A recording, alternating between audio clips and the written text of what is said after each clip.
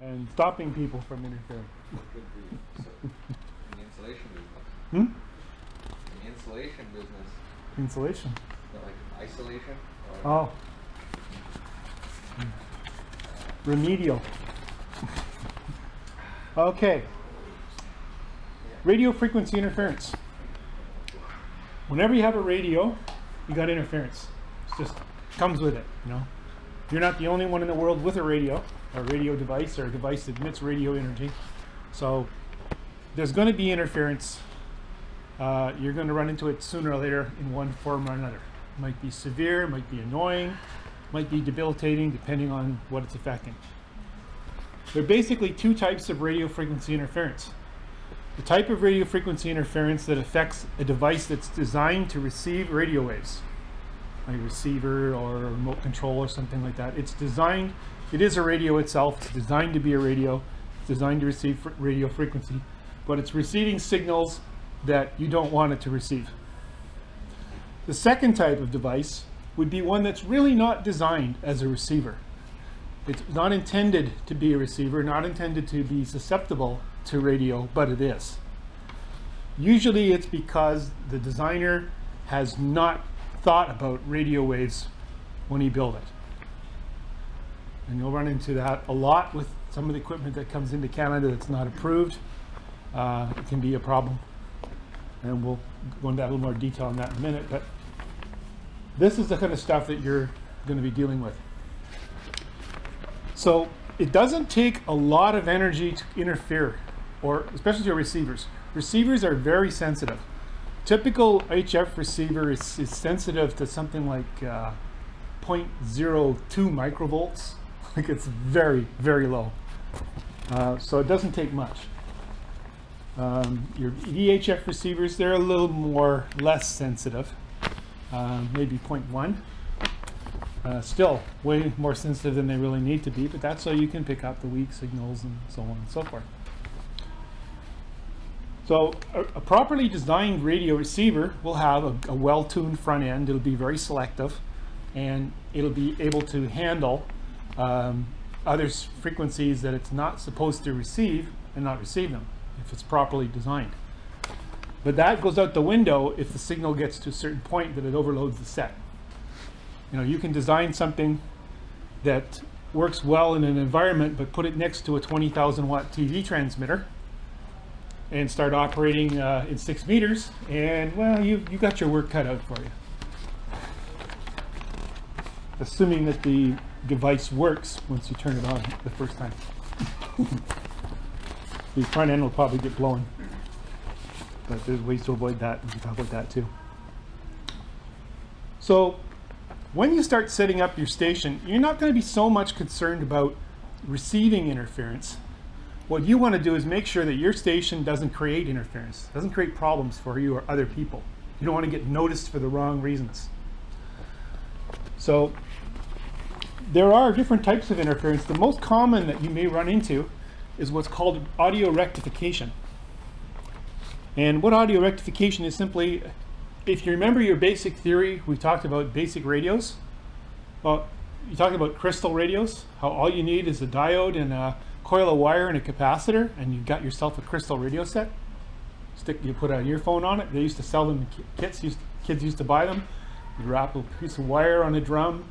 They'd have this little germanium diode, and then they'd have this little ear plug, and they would sand off the coil and just slide a little tuner around it, and they could tune in radio stations. This years ago. I know I'm dating myself, but these things are still available in kits. That's all it takes to pick up a radio signal. So what has a diode in it these days? Everything? Yeah, basically. Everything. Maybe. Yeah, this for sure. Yeah. All this. Yep. So you got a coil of wire. You got a diode. You got capacitance. Guess what? You got a receiver capable of picking up radio frequency energy and reacting to it. So with audio rectification, what happens is the RF signal comes along and it goes into your device, And the first time it hits a diode, it gets rectified. And then you still have your little component riding on top of it. Goes through a few other circuits like capacitors and that.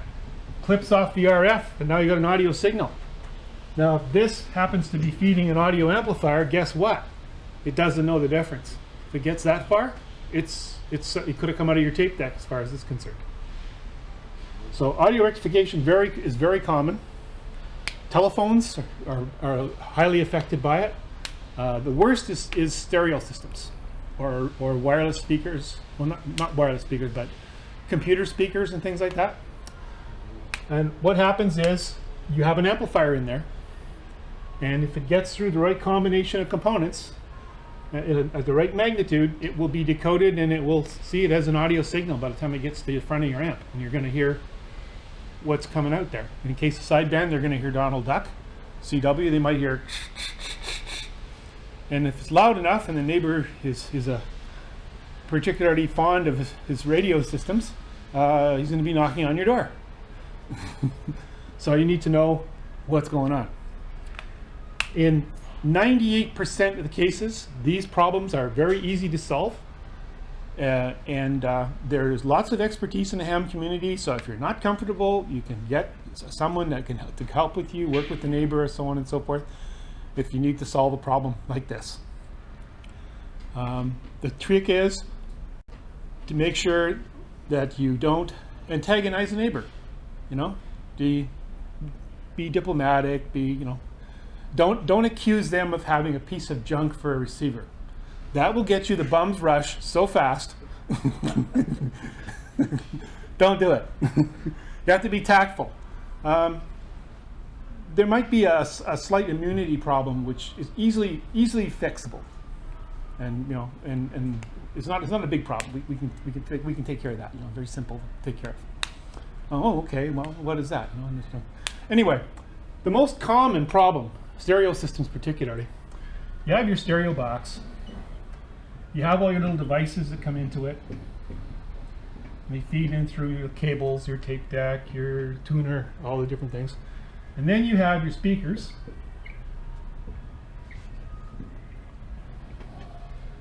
Now, how many people have shielded wires on their speaker cables? Almost nobody, right? It's speaker wire. They sell it. It's two pieces of parallel conductor. Well, guess what? What do we make antennas out of? Wires. What happens when the magnetic field encounters a conductor? They get current. That current, being at the frequency of whatever's being received, gets into here. And what do we have inside amplifiers? Diodes and capacitors, coils. So, how do we fix this? Do we tear the unit apart? Do we send it back to the manufacturer? What do we do? The neighbor's not going to like that. The most common problem is the signal gets picked up by the speaker leads. So, a very easy way to fix this problem. It's called a toroid choke coil. There's all different versions, but basically all we need to do is wind a little bit of wire in a coil.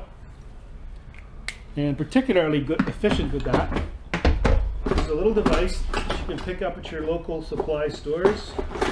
It should be in here. Tell me my snap-on choke is missing. Okay, so it's missing. All right. Here's a toroid coil. This is a piece of permeated iron, and we're going to basically make a transformer. So you take your speaker wire and you wrap it 3 or 4 times right next to the terminals.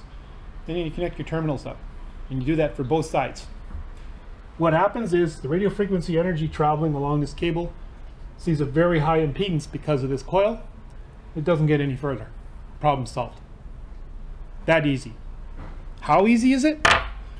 In 80% of the cases, all it takes is a carpenter pencil, cut about 3 inches long, wrap your cable around it, tape it at both ends, and let it dangle out of the back of the set. Most neighbors are going to care about that. It's behind your set. Problem solved. They're happy.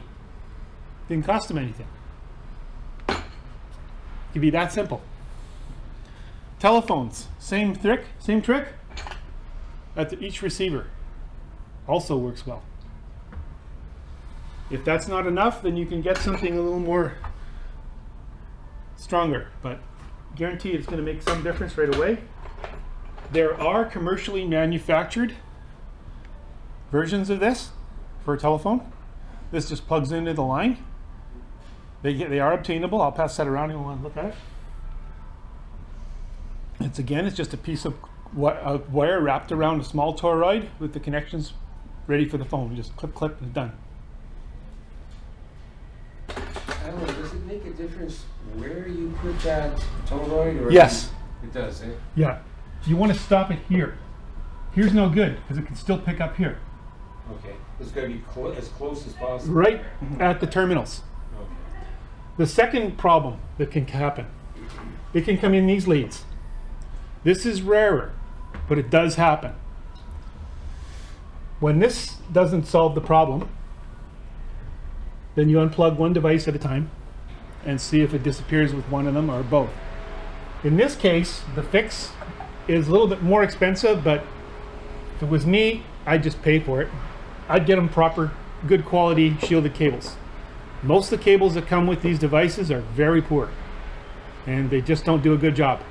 But a decent set of nice heavy duty cables will not only give them a better sound out of the system and make them happier that way, but it'll solve your problem as well, and it'll go away. Most common, audio rectification. We have more calls on that than you can imagine. Those are the easy ones.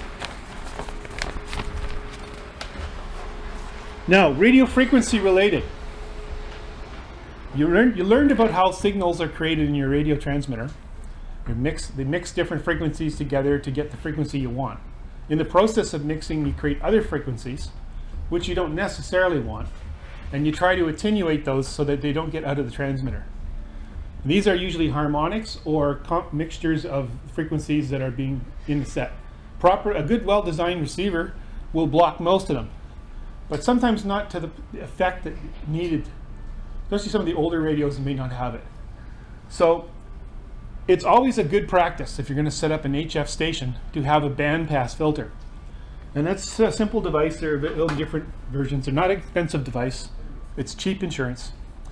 And it's basically a low pass filter that passes only low frequencies, which would be your HF frequencies, and blocks all the others. So essentially, if you're transmitting at 30 megahertz, this is going to block the first harmonic. 60 megahertz is not going to get out.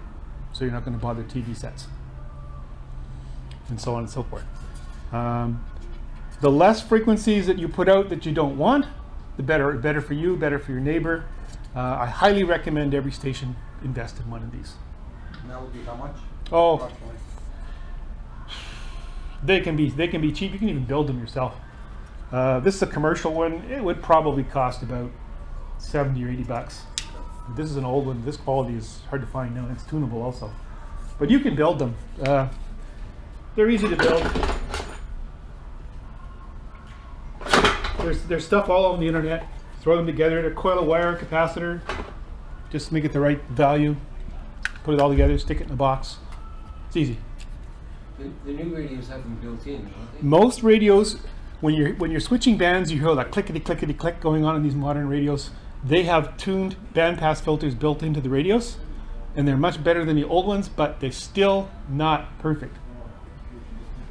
I've had situations where a person has come over somebody's TV and it's driven them nuts, and they have a modern rig, and we've taken one of these, we plugged it in, and that was the end of the problem.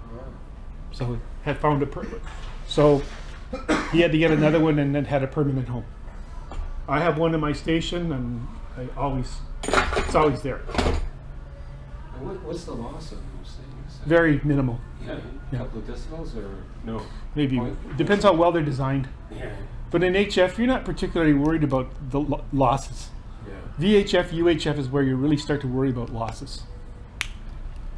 As long as your losses are down to 2 or 3 dB, you know, it's not for your whole line. It's not that bad, you know. So this is a series resonant circuit. That's what this basically is. It's a coil, a capacitor. Essentially, it's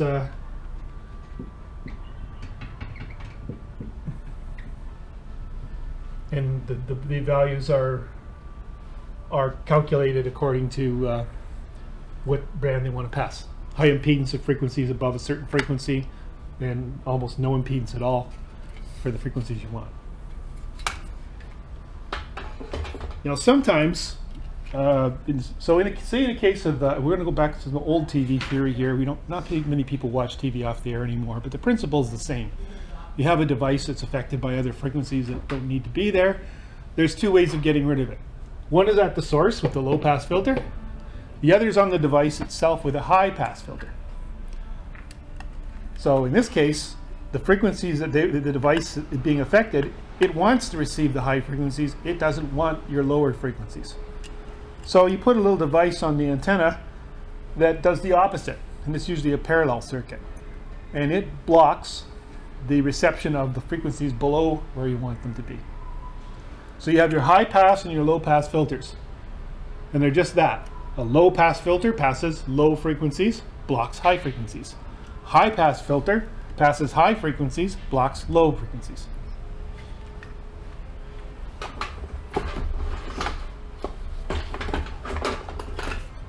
Here's a homemade one here. Somebody threw together some tin, and I'll pass these around.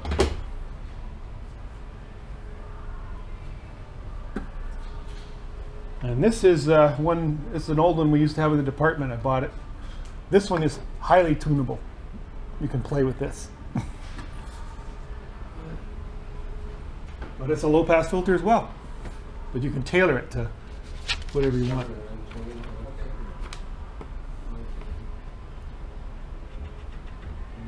So in a case of interference, you either have to get rid of the interference from its source, or you have to get rid of it from its reception point.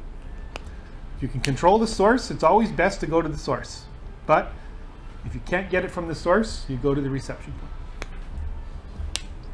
point. This same problem can occur with alarm systems because they use unshielded wire. A lot of them do. Some of the more reputable alarm companies use only shielded cable now, but there's still a few out there that are using this plain stuff. And if you live next to them, the chances are you may trigger their alarms, you may cause other little things, you never know. These things happen. It's not really your fault, but just the equipment, And again, if this is happening, get some advice before approaching your neighbor. Turn your station down, just don't aggravate the situation. You have a license that allows you to use your radio equipment, but you don't have a license to interfere with other person's lifestyle. And that's how the courts will see it. So if this goes to court, you're a public nuisance. And the RF laws in this Canada don't have any bearing whatsoever. So you don't want to go there.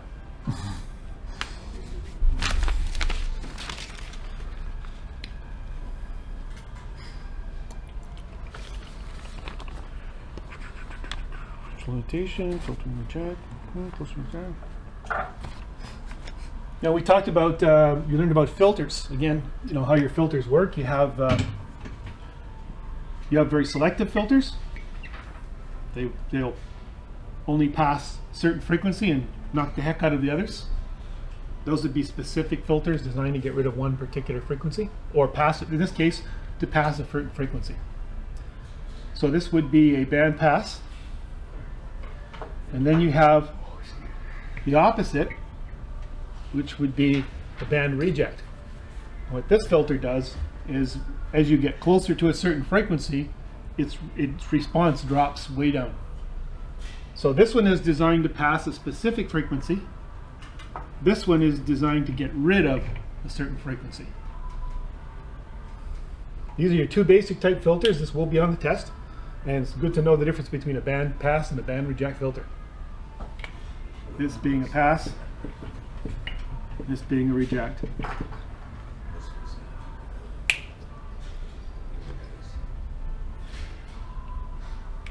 This is also called a notch in this case. You're notching out. Now sometimes you have a whole area of frequencies you want to pass. as in the case of these bandpass filters. You want to pass everything from, say, 1.8 up to 30 megahertz. In that case, you need to design a filter that is wider. It has a response, and then once you get away from it, it drops off. And that's what these are. This one's tunable. The other ones, those are bandpass filters.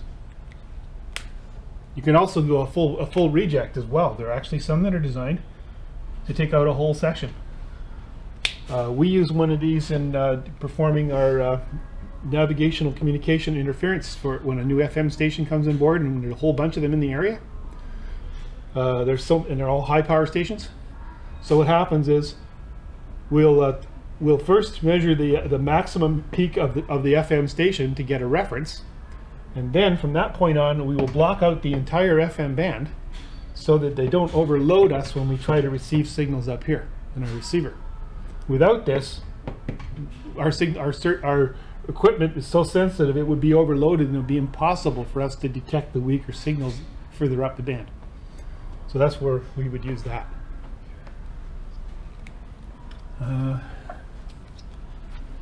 Let's reject.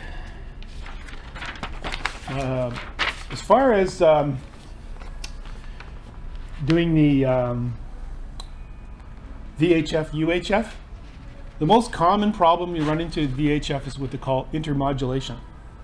I don't know if you've taken that in your receiver, but when two frequencies mix together and create a third frequency, which just happens to be your frequency. We call it picket fencing. And it basically works like this.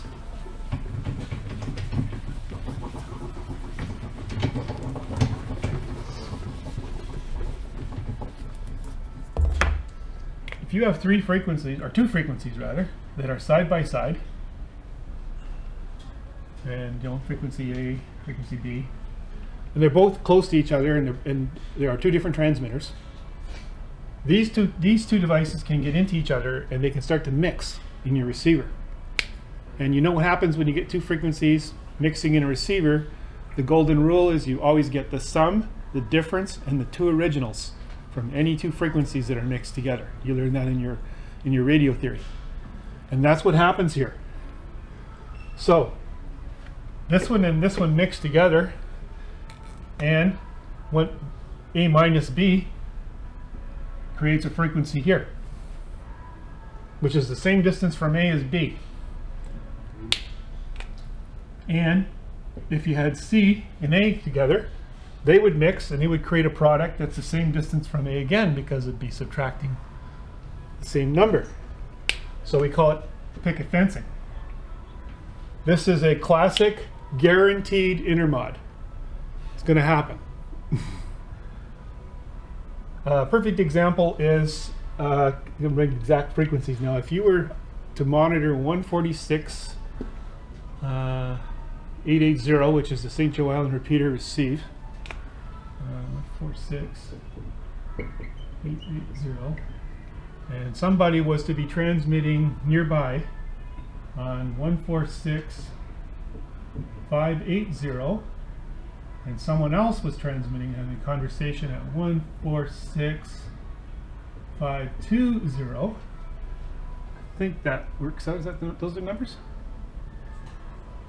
5.2 is 30 kilohertz. 6.8. Yeah. I think those are the numbers.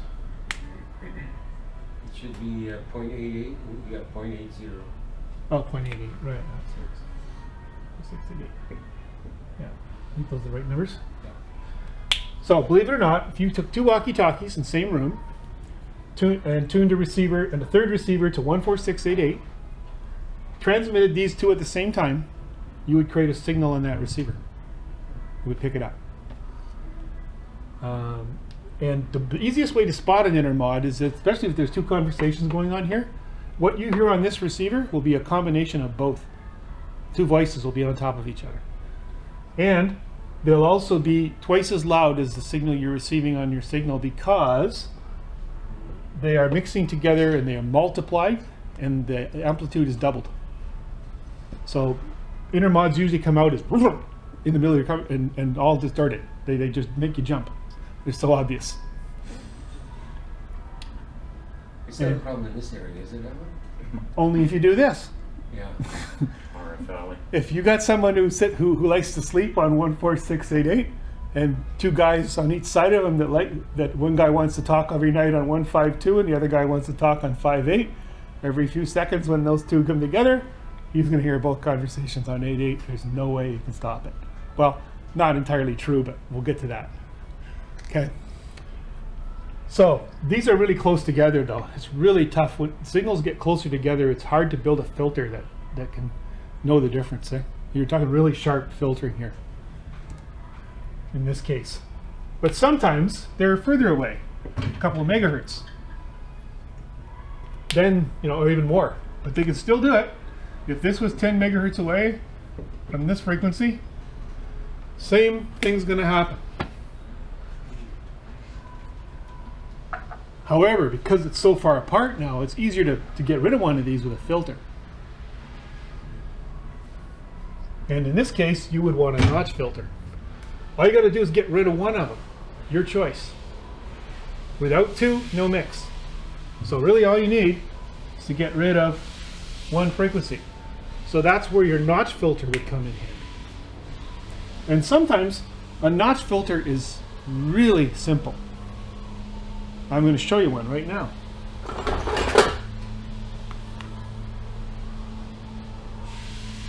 For the uneducated, this is a piece of RG8 coax, open on one end, standard piece of coax, with a standard PL259 soldered on it, just like Tony shows on what you connect to your radios and so on. There's nothing special about it.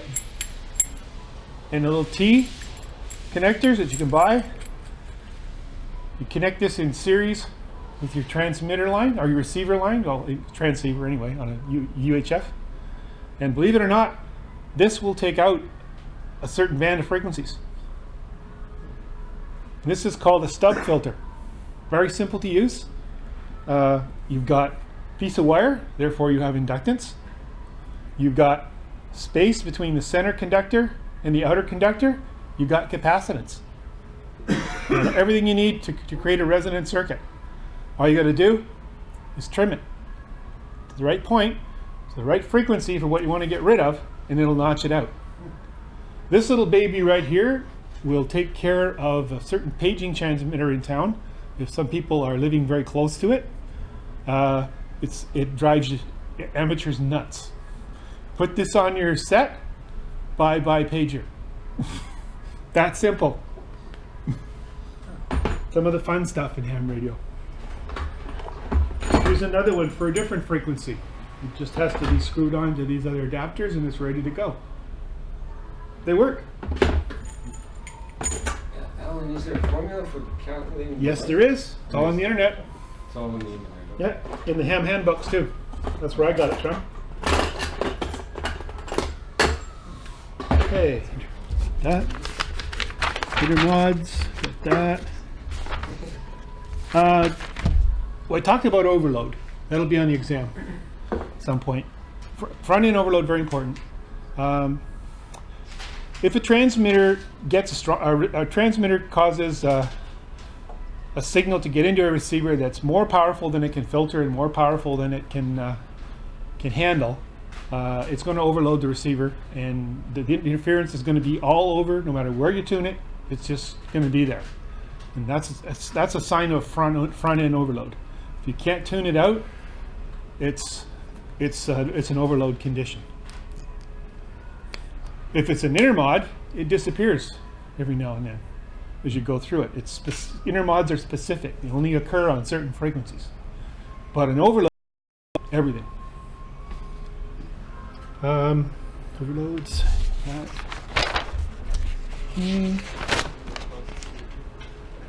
Okay, so we have talked mostly about transmitters and filtering systems.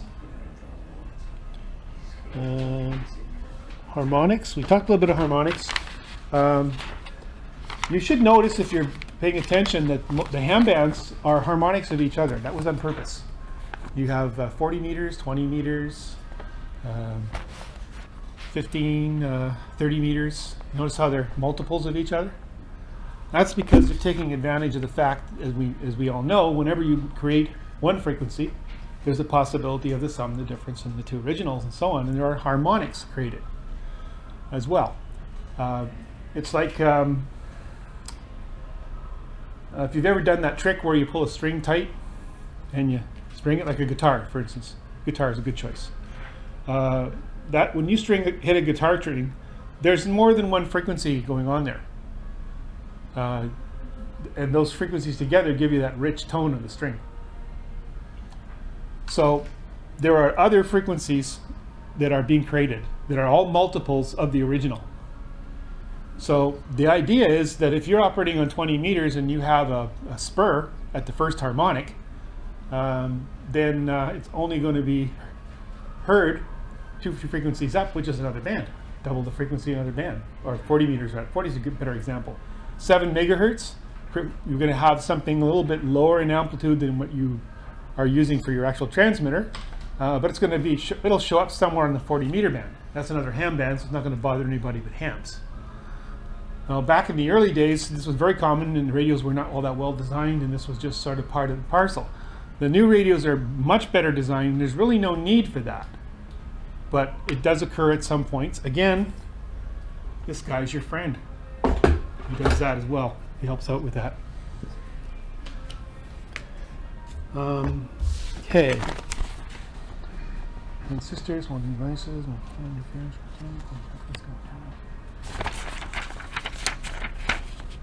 Okay, most important thing to remember about interference is that you're going to deal with it either at the source or at the reception point. It's the only ways you can get rid of it. Always try and get the source if you can.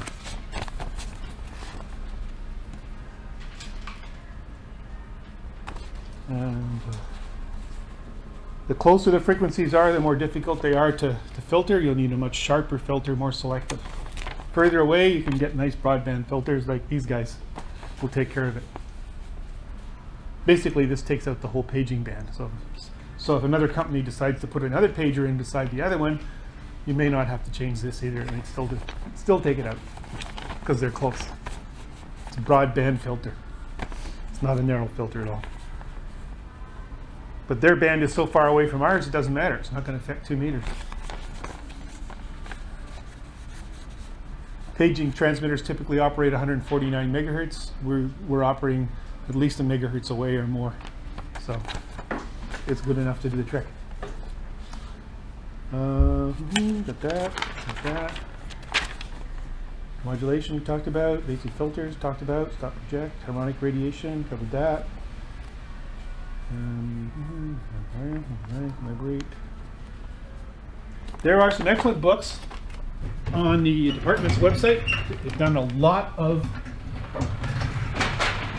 research and preparation. Whole set of documents under interference in our website. Example being, what's a good one there? Let's just go on various. Bottom one. That should cover pretty well everything. Let's go to it. It's a whole series called Cutting Through Interference, and they give examples of all the things I'm talking about, how you can build them, how to install them. Keep going down. Just page the page down, it's probably quicker. Tells you a little bit about it. There'll be some diagrams coming up here shortly. Talks about the different types of interference that can be caused, how to locate it. Keep coming. Gives examples of types of interference, breaker test. Is that it for that one? Okay, close that one. We'll look at one more. In our case, the one that we want to really be familiar with is the transmitter one. So close that one, go for third one up. That's it. This is for the ham. This is to help you. This one is to prevent you from causing interference. Maybe down a bit there. Should get some pictures here in a minute. Tells about what can cause interference. A lot of things I was talking about. Solving interference problems. Gives you examples of type of antennas. Tells you a little bit about your coaxial further up. Transmission line. It should be. So it talks about grounding. We're going to go about grounding. Talking more about grounding. Warning about cabinets and so on. overmodulation, types of interference. It's all there, explaining again the band structures and so on. A lot of good information there. Here's filtering, power supply filtering. That's a little more advanced. I didn't really talk about that, but sometimes your radio transmitter can feed back into your power line and cause problems that way too. There's filters for that. Some power lines come with RF filtering. It's a good idea when you're setting up your station. If you're going to use the power, you're going to buy yourself one of these power bars. Make sure it's rated for RF as well as surge, because they're out there. Save you a lot of grief in the long run. So there's all kinds of information in these documents. You can go through them at your leisure. Each one is specifically tooled to a specific type of interference. There's also an excellent video also called Cutting Through Interference that will actually demonstrate you audio rectification and show you what happens when you take the cables off and you put the filters on and so on. Really quite good. That covers that. Okay. Finding radio frequency interference. If you are the person who's getting interference, it's not coming from your station, you want to find out where it is. There are ways of finding that interference. Simple, basic ways. Of course, you need a receiver. And the idea is your interference is coming from somewhere, and you're somewhere else. So you want to know where this is. So you can take your receiver, you could try and walk towards it the old way and try and get a strong signal, but what's really you're end up doing is you're gonna walk around it. You're never really going to be sure exactly where it is until you're right on top of it. And of course, that's going to attract attention, and it's not a good idea. The smart way to find interference is to use a directional antenna. The easiest directional antenna is a dipole. And most of the interference that you would be looking for would probably in a range that a simple dipole would work. A dipole, what I use personally is do you remember the old rabbit ears that used to go on TVs? They're a little plastic plug that dropped in a hole, and you had the antennas on. They used to sell them at Radio Shack and places like that. The collapsible antennas, they're perfect. I took a set of those, mounted it on a wooden pole, soldered a piece of coax onto it, ran it down to my handheld radio, plugged that in, and just spin it, my antenna, and look at the signal meter. Now, directivity of dipole is really quite unique. If you remember your basic theory, when you have a dipole, the radiation is sort of like this. Goes to the sides, which means there's nothing on the ends. Essentially notches. And you can be sure of that because there's no current at the end of it. It's maximum voltage, no current. So there's no field. So the beauty of a dipole is if you start rotating it, it's not sensitive to signals on the ends. So when one of these ends is pointing at your source, signal drops. As it moves back, it goes back up again. Now you got two ends on a dipole, so how do you know whether the signal's here or here? That's the trick. And it's solved simply. If you have a dipole and the dipole says it's over here, you walk or you move 90 degrees from your first reading, take another reading. Now the dipole will be pointing in these two directions. This one points in these two directions. What's the common direction? It's called triangulation. There's your source of your problem.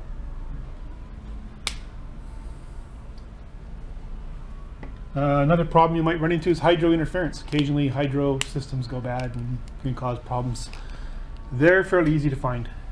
The easiest way to find that is with an aircraft band receiver. Most amateur handhelds are programmable for aircraft frequencies, and you have to put it in the AM mode. And you'll hear buzzing.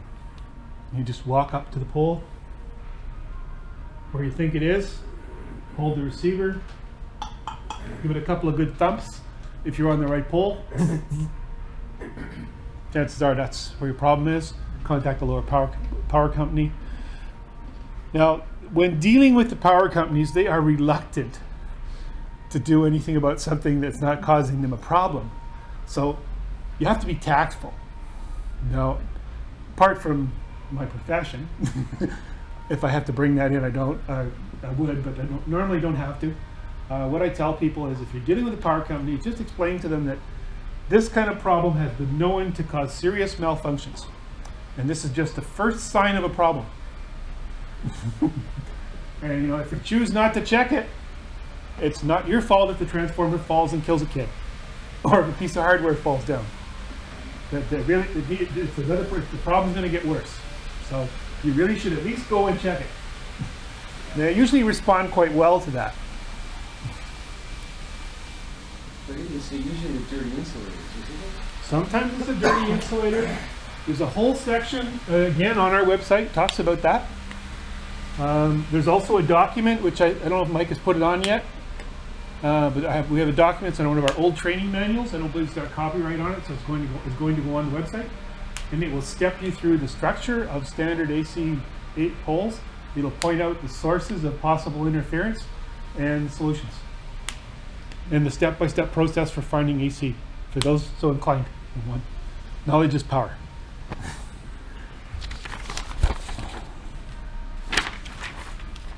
Okay.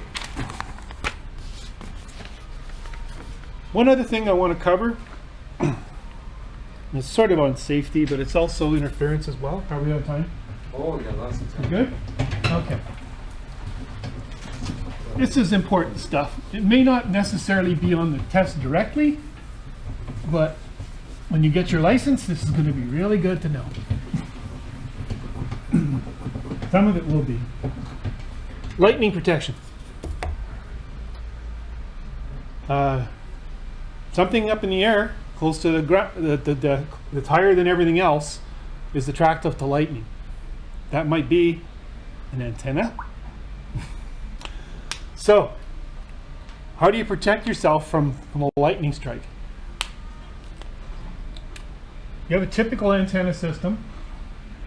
I'm going to simplify it. I think I'll go with a ground plane for now, a vertical.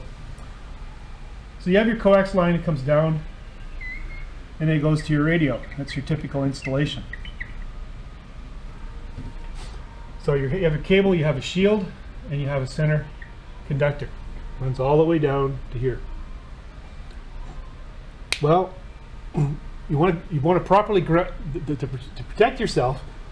You want to ground your station, because the first thing you need to understand. You ever see a lightning bolt? You know how they're shaped, right? So a lot of people miss this. Why do you think it's narrower at the bottom than at the top? Loses energy? Loses energy? No. Focus? No. You ever seen a spark? Does it get tinier or does it spread out as it moves towards something? Does it start as a little point and then spread out, or does it come as a big mass and thin out in the center? The first. It comes out as a little point. Yeah. So a lot of people do not realize lightning does not come from the sky. It starts at the ground, goes up.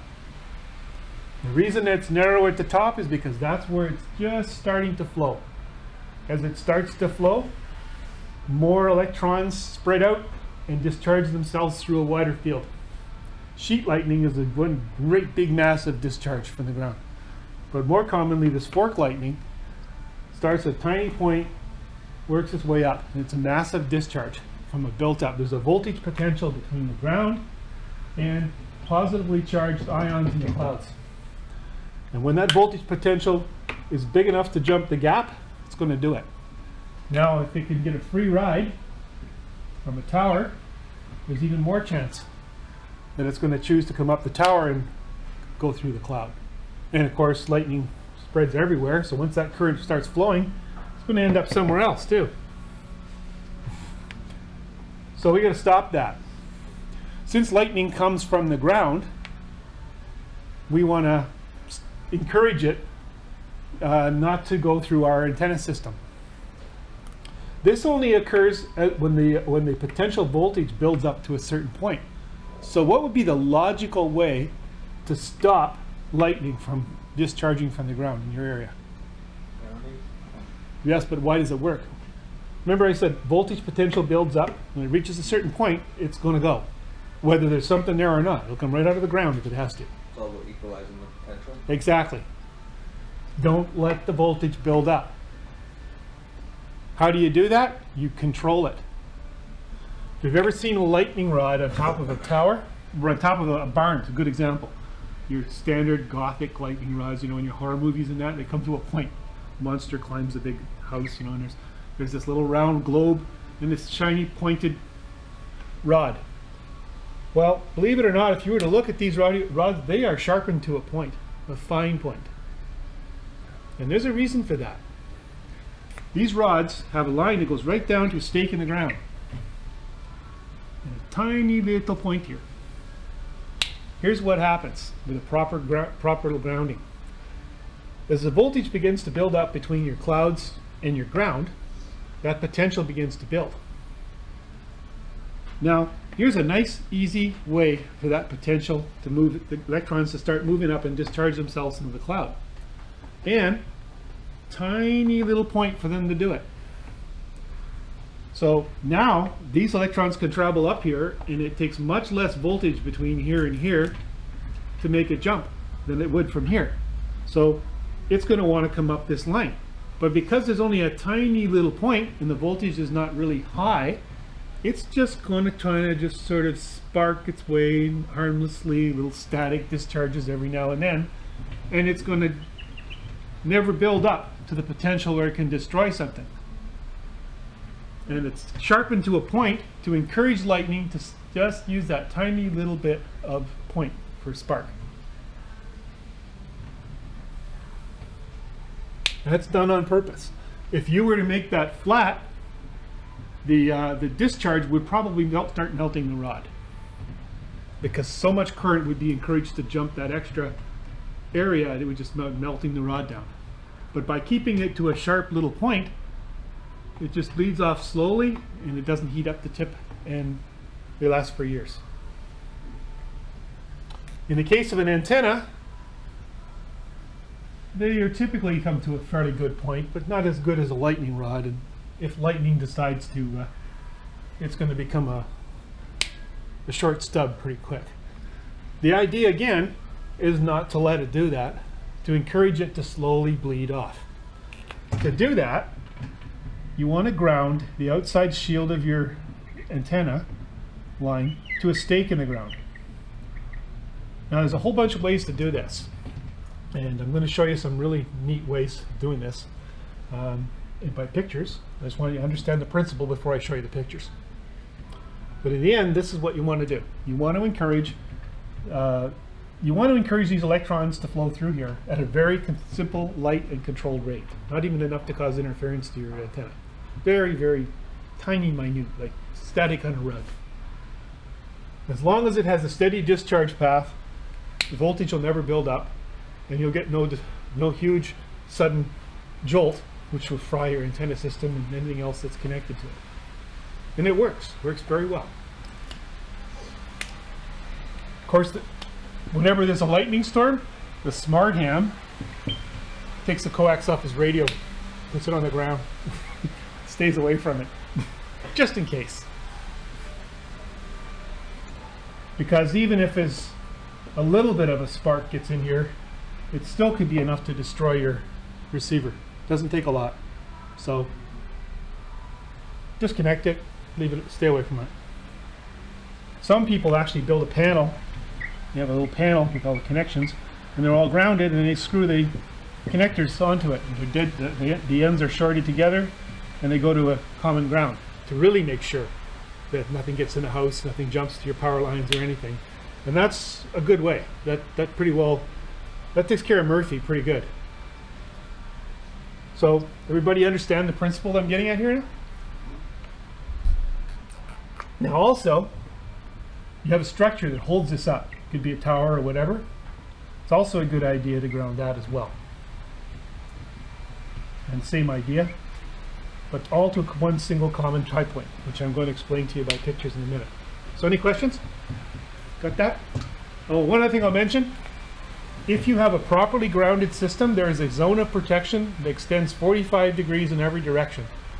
So in other words, if your neighbor's complaining about your antenna and says it's gonna draw lightning to his house, you can tell him no. If lightning comes, it's going to my house, you're protected. Because I'm here, you're within 45 degrees, you're not gonna get hit. If I take my antenna down, you're gonna get hit. Works every time. And it's true.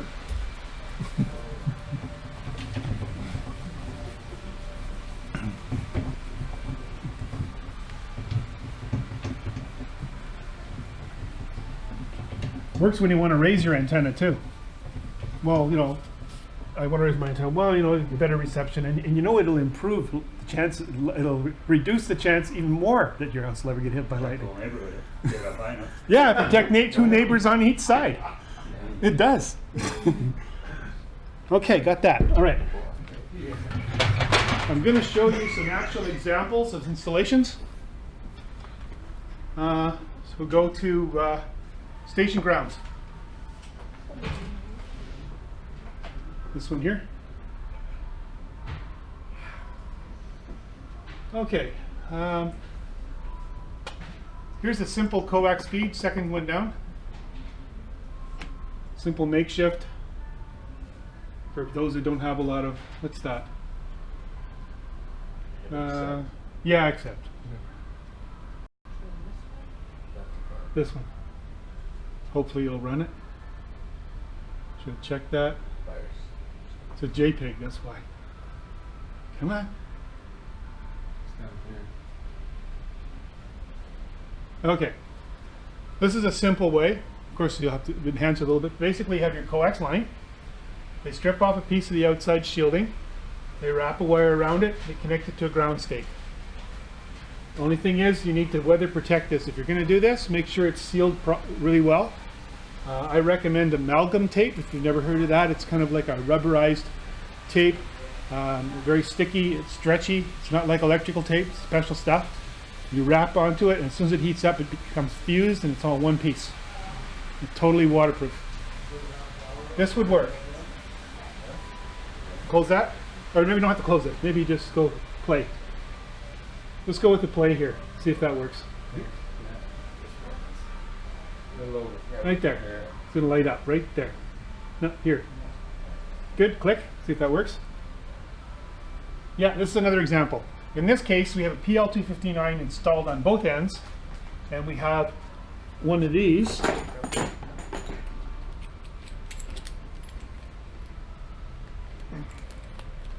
Connecting the two pieces of cable.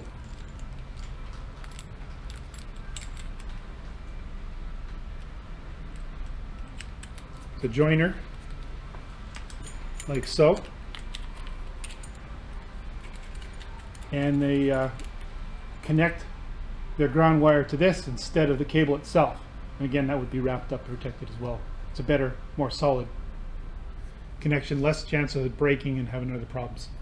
Of course, you want to keep this motionless as well to eliminate that as well when you tape it down. But that works. That's a simple ways. Next slide. This one. Okay, this is an example of a grounding panel where they actually have several. It's a more elaborate station. They have the cables coming in, they connect them to a metal chassis, and they're all connected to a common metal ground, and the ground wire goes outside. So they're doing this is a more complex, but the same idea. The shield is being grounded before it gets to the radio. Next slide. That's just another sample. No, you turned it. Yeah, this one here. It's always the second one. Right here. This one. This one here. Keep going. One more. Right there. That's it. Click it again. Okay. This is a situation where a person has taken all their metal cased coax switches inside their station, connected to a big copper bar, which makes all of these the same potential, all grounded, and then he runs his cable out to his ground. It's another way to do it. Next slide. This is an example of tie blocks you can buy. They're specifically designed to do that. Again, they're like these little barrel connectors, but this actually has a little screw for making your connection. This is the professional way to do it. You can get these in multiples, or you can string a bunch of them together. Next slide. This is an example of how that would be installed. In this case, it's just screwed to the side of the house. It's got his two cables coming in here. Ground line goes out to the ground stake in the ground. So Next slide. Is that waterproof then? You don't know how to tape it? He should be taping that. Just asking. Yeah. But he is using good quality connectors. Chances are he wouldn't have much of a problem. And it's shielded from you. But yeah, probably should keep it. This is an example of ganging them. Same idea. And again, this is on the outside of the house, which is the best place to do all this, really. Next slide. Okay, now this is an interesting one.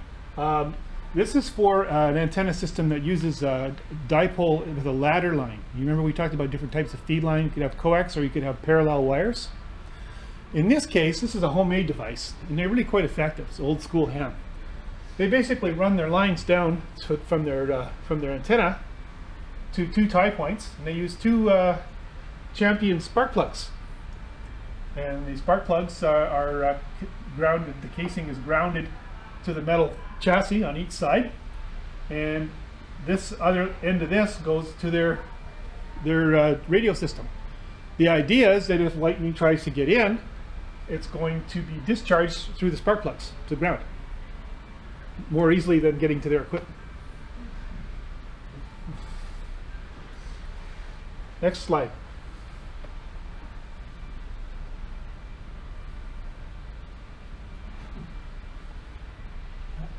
No, going too far. Always the second one. Click. Oh, maybe that's the end of it. Oh, there's got to be more. Go down a little. Click.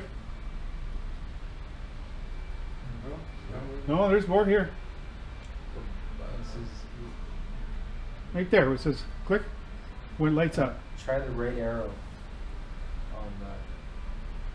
There. Okay, this is another makeshift. Kind of cool. Again, you have your ladder line. Comes in.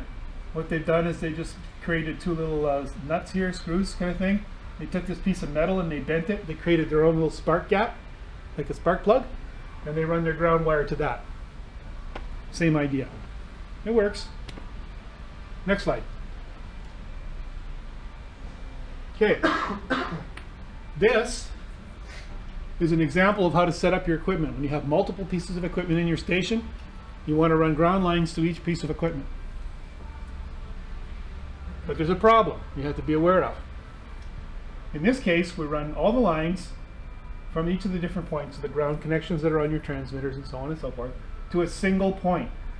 That's good old school. That's the way it should be. It should be one single screw, not a bunch of them on a line, and I'll show you why not in a minute, and then to your ground. But what happens if your ground is 20 or 30 feet away? Now you got a problem, because this acts like an antenna with your system, and you're going to get RF feedback problems, noisy, distorted transmissions, and so on and so forth. This isn't going to work. This is, you want to keep this distance as short as possible, but there is a way around it, and I'm going to show you in a second. Next slide. Okay, this is the way around it. Oh, I bet you a lot of hams here don't even know this. I found this when I was researching it. You can have a really long ground line if you use this little trick. Take a piece of coax and you use it as your ground line. The shield you shortly right near your clamp. You bring it up to a certain point, and then you put a little capacitor. And it gives you the range here, 0.001 microfold, 1,000 volts. Then you just solder it to the braid. You leave this part open, and this goes on the actual feed line center. What this does is this shields your ground, so it doesn't act like an antenna. It stops it from doing that. This way, you could run a ground line 50, 100 feet and not have the RF feedback problems. So if you're really stuck and you can't get a proper ground, you're too far away from your ground antenna and you're running into this kind of problem, try this. Simple solution, it works. Next slide. Okay, there's a lot of people that think it's a great idea, get themselves a nice big copper rod, put a whole bunch of nice pretty little studs along it, each one dedicated to a piece of equipment, run separate wires to every one of their sets, and they think it's perfect, and then run that line out to ground. I even got fooled by it myself, but I learned it's not going to work. Here's the problem. Ground loops.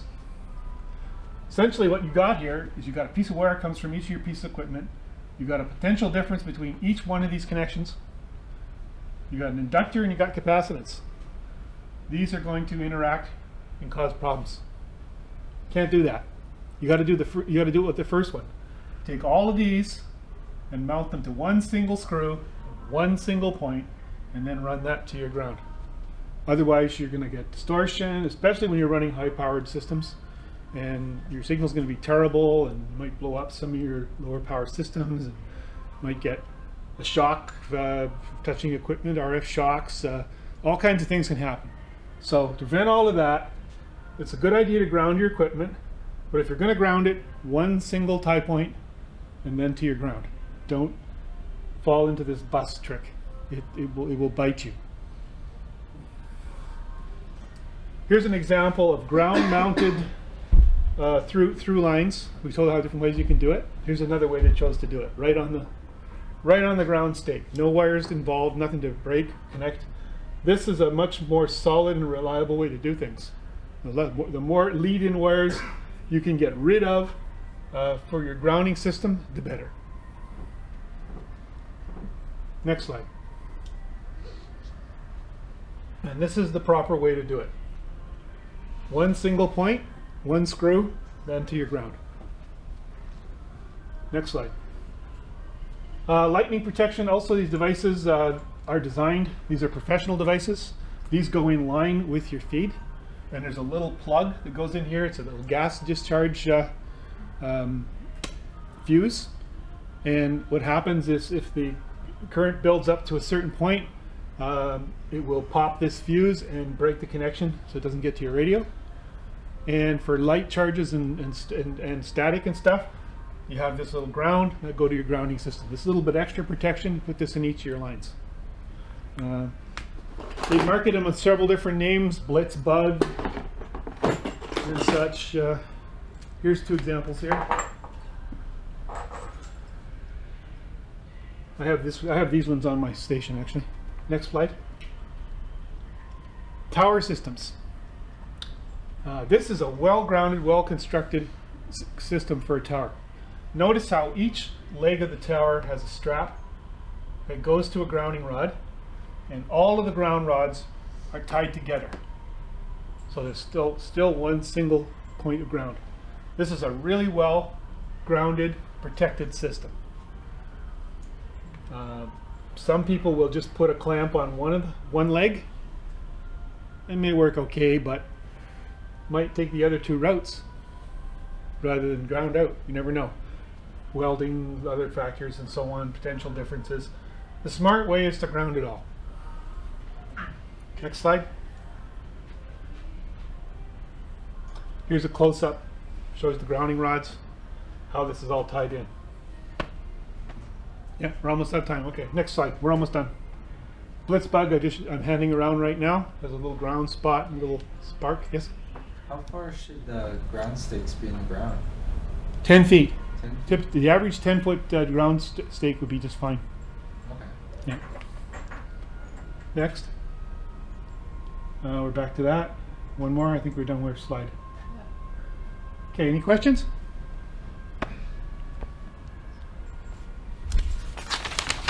Cover that. Yeah.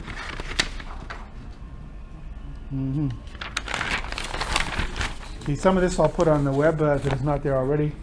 But here's the thing to consider with any interference. There are two trains of thought. The amateur says, I run a clean station, I have a license, their equipment is the problem. Second train of thought, the consumer. Everything was fine until my neighbor turned on his transmitter. Don't lock heads. Keep the lines of communication open. Never refer to the equipment as cheaply made or junk. Work towards a solution. Compromise. Be prepared to share costs. If you don't know what to do, ask for advice before you contact the complainant.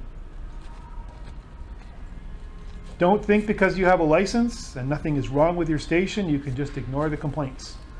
The court system will not consider your radio license as authority to disrupt the lifestyle of the complainant.